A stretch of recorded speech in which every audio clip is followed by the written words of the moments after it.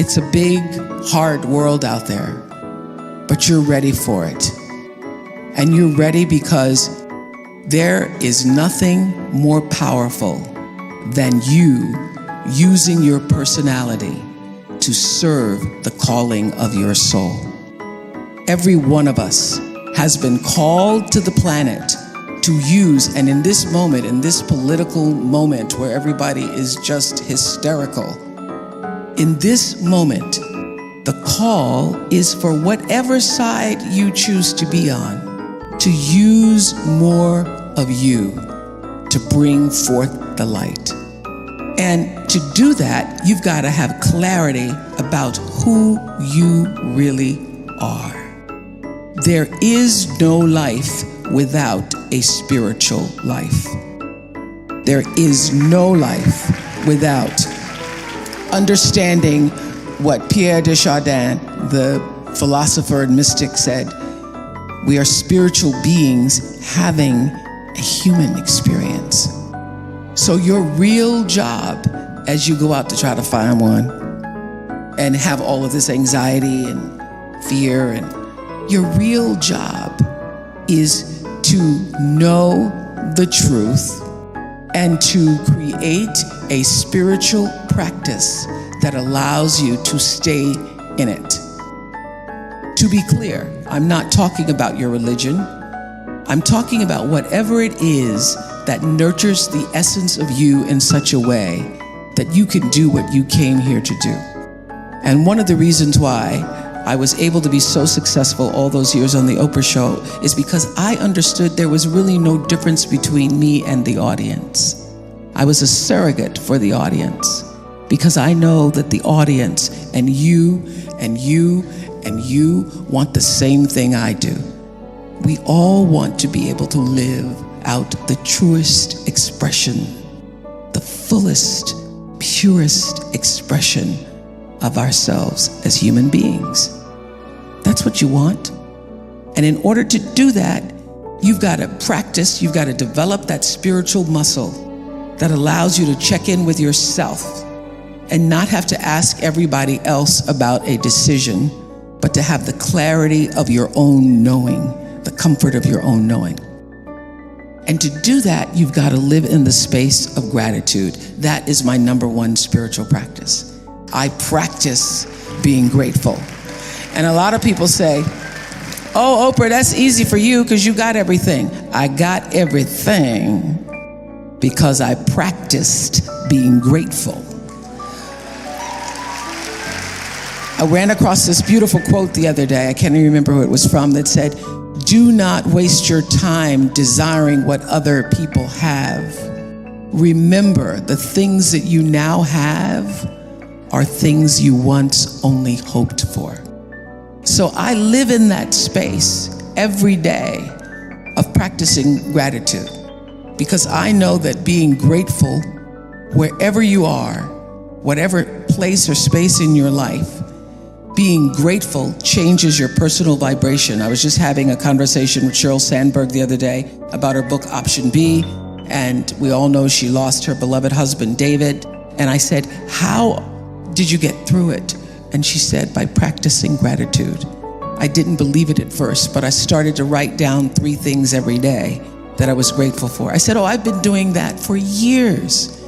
Because when you wake up in the morning looking at the world for what you're gonna write down or what you're gonna state to yourself by the end of the day that you're grateful for, you have a different outlook on life. I'm just waiting on somebody to hold the door, see if that makes the list. Some days you only have, I'm still breathing, because life gets in the way sometimes. But practicing gratitude as a spiritual practice to evolve you, to bring you closer to the truth of knowing who you really are, is one of the most valuable things I have ever experienced. And I do it. I have journals and journals and journals and journals filled with 5 things a day. If you don't believe me, just for a moment, do this. Close your eyes, everybody in here. We're gonna do this for 5 seconds. You're gonna inhale, and on the exhale, just say, thank you. Inhale, exhale. Do it one more time.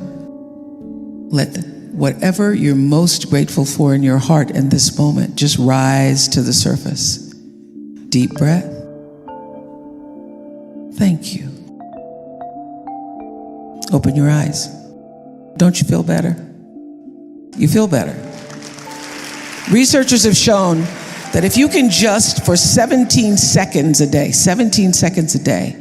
bring yourself into the space of presence and gratitude, you literally change your vibration. If you can't give yourself 17 seconds, then you don't deserve a good life.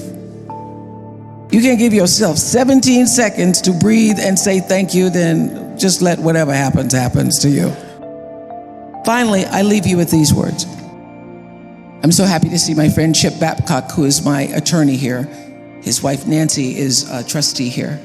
And Chip and I go way back to 1998, where I was on trial for saying something bad about a burger. It's under Oprah said something bad about a burger. So I said something bad about a burger, and I was on trial in Texas for 6 weeks, night and day, 9 to 5, on the witness stand for days, testifying about burgers. And I was confused. I was like, I don't understand. I was a mess. I was a wreck. I forgot about intention. And I had to get myself still. It was hard to be still because the cattlemen, they wanted to take me down. Okay, so I'm on the witness stand being tried for saying something bad about a burger.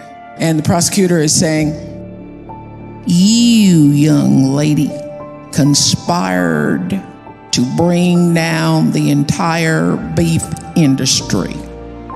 Did you not? And you strategized with your team, and you came up with the idea that you were going to do everything you could to take out the cattle industry. Did you not? So I didn't. The more he was spitting on me and charging me with this really struck me. At one point he says, this young lady is a liar because she knew and deliberately tried to take my clients out. It's offensive when you're called a liar and you're not. And the more he spit and the more he railed and ranted, something happened to me in the midst of this crisis. I started to get still, which is my prayer for you. I started to get still. The crazier he got, the calmer I became. And finally, when he called me a liar, I knew in that moment, well now, that is not my truth. You can say a lot of things, but I am not a liar, and I did not conspire to take down the entire beef industry. And the more still I became, the happier I got. I'm in the midst of this trial.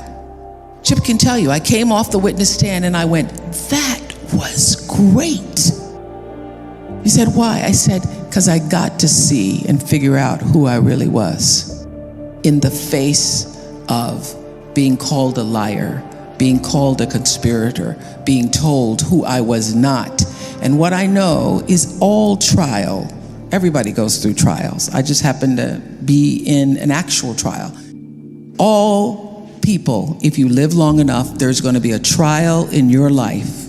It may be disease, it may be jobs, it may be any number of crises that stand outside yourself to try to tell you who you are. Are you not? And it is your job to know the truth and let that truth set you free.